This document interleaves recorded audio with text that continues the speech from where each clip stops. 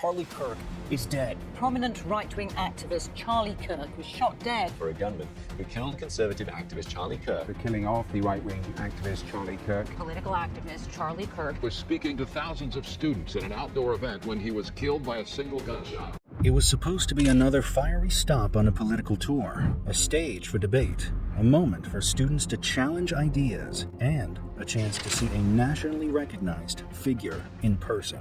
Instead, it became one of the most shocking assassinations of our time. On September 10th, 2025, conservative activist Charlie Kirk was killed in broad daylight at Utah Valley University in Orem, Utah. From nearly 430 feet away, the assassin lay in wait on the rooftop of the Loy Center. With chilling precision, he pulled the trigger. A single bullet tore across the open courtyard and struck Kirk in the neck as he spoke before more than 3,000 people. Panic swept through the crowd. Students screamed and scattered, while Kirk collapsed on the stage in front of the stunned audience. This was no random act. The shooter had studied the terrain, chosen the perfect vantage point, and mapped an escape despite heavy police presence. Within minutes, he was gone, leaving chaos and confusion in his wake. But who was Charlie Kirk, and why was he targeted? And most importantly, what is the real truth behind his assassination? Before we uncover the answers and dive into the full story, make sure you like, share, and subscribe to our channel. Don't forget to press the bell icon so you never miss our amazing upcoming content. Charlie Kirk was one of the most recognizable conservative voices in America, especially among young audiences. Born in 1993 in Illinois, he didn't follow the traditional college path that many expected. Instead, he stepped directly into activism, founding Turning Point USA when he was just 18.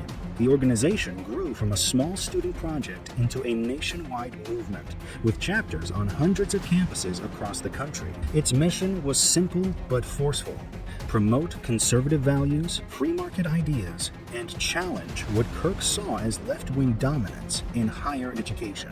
Over the years, he became a familiar face on television, podcasts, and speaking tours. His communication style was sharp and confrontational, often inviting students or critics to debate him in public forums. For his supporters, Kirk represented courage and clarity in a culture that they felt was increasingly hostile to conservative voices. For his critics, he was a polarizing figure, accused of oversimplifying complex issues to score points with his audience. Yet, no matter the perspective, his influence was undeniable. By the mid-2020s, Charlie Kirk had built a reputation not just as a campus activist, but as a national commentator, often appearing alongside prominent political leaders. His journey from a teenager with a vision to a figure capable of drawing thousands to his events illustrates how quickly one individual can rise in the digital age when ideology and media presence align. Charlie Kirk's rise to prominence was built on his ability to capture attention, both online and on stage. Turning Point USA was his launchpad, but what made him famous was his knack for turning debates into viral moments. The format he developed, called Prove Me Wrong, invited anyone from the audience to challenge his views. These debates were filmed, clipped, and shared across social media, often racking up millions of views. College courtyards and auditoriums became stages where Kirk thrived, facing tough questions on politics, culture, and social issues while confidently holding his ground. Mainstream media also amplified his visibility. As Turning Point's reach grew, so did his invitations to national platforms. He appeared on Fox News, conservative radio shows, and major podcasts, presenting himself as a young voice bridging grassroots activism with larger political battles.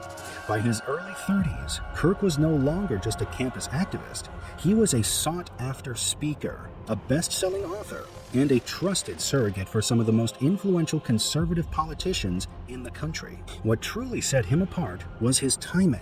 Kirk came of an age in an era where politics had become inseparable from online culture wars. He mastered social media algorithms and understood the value of controversy. Every fiery exchange, every confrontation with a heckler, every sharp rebuttal turned into content that traveled far beyond the campus. Fame, in his case, was not a single breakthrough moment, but the steady accumulation of clips, speeches, and appearances that kept him constantly in the public eye. The assassin who silenced Charlie Kirk was later identified as a 22-year-old Tyler Robinson, a seemingly ordinary young man from Utah whose life had taken a dark turn. Surveillance footage showed him entering the Loy Center building around 11:52 a.m., using interior stairwells to reach the rooftop. By 12:22 p.m., while Kirk was mid-sentence in front of over 3,000 attendees, Robinson raised his scoped bolt-action Mauser rifle and fired a single, precise shot. The bullet traveled roughly 200 yards before striking Kirk in the neck. Chaos erupted immediately, but Robinson didn't panic. He slipped from the rooftop ledge, leaving behind palm and shoe prints, then carefully descended before vanishing into a nearby wooded area. Witnesses recall him limping briefly, but regaining composure, even crossing paths with construction workers, where he calmly asked to pass through their site. Minutes later, he disappeared into the crowd. His escape was short-lived. Digital forensics traced his movements frame by frame across campus cameras, and his rifle was soon discovered wrapped in a towel along his escape route. But the most crucial break didn't come from the FBI's technology. It came from Tyler Robinson's own family. When images of the suspect were released to the public, Tyler's father recognized him immediately and made the heartbreaking decision to turn his son in, with the help of a family friend who was also a U.S. Marshal. By September 11th, after 33 tense hours, Tyler Robinson surrendered peacefully. He was charged with aggravated murder, felony firearm use, and obstruction of justice. But the story doesn't end there. Robinson's arrest answered who pulled the trigger, but it did not answer why. Almost immediately, conspiracies erupted online, suggesting that Robinson wasn't acting alone. Many believe that the FBI and other federal agencies already knew about potential threats against Kirk, yet failed to intervene. Leaked reports indicate Robinson's online activity had been monitored months before the attack, fueling claims that officials ignored warning signs or even allowed the assassination to happen. Others point to the strange inconsistencies in the timeline. Why did campus police detain 2 people immediately after the shooting, only to release them without explanation? Why did official reports first describe the assassin's use of a ladder, only to later change their account to stairwells and ledges? For many, these shifting details look less like mistakes and more like a cover-up. Then there's the motive. Investigators uncovered Robinson's political writings, including a spent casing engraved with the words, "Hey fascist, catch."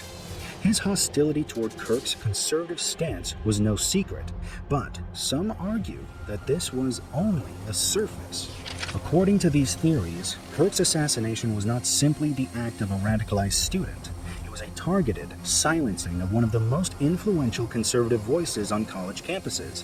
His Prove Me Wrong tour was drawing record crowds, challenging progressive ideologies in spaces where conservatives rarely dominated.